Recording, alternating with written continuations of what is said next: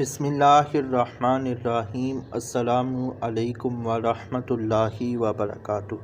مسعودہ طاری T V کی جانب سے آج آپ دوستوں کی خدمت میں ہمیں کس کی پیروی کرنی چاہیے اس حوالے سے کچھ باتیں پیش کروں گا۔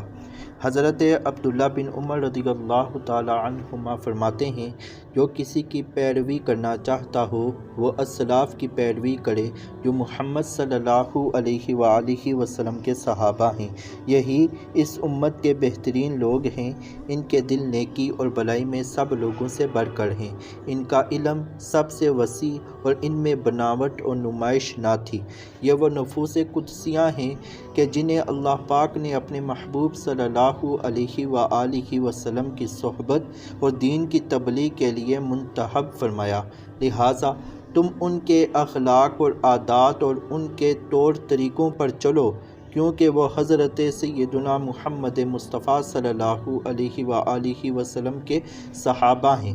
رب کعبہ کی قسم، یہی لوگ ہدایت کے سیدھے راستے پر گامزن تھے۔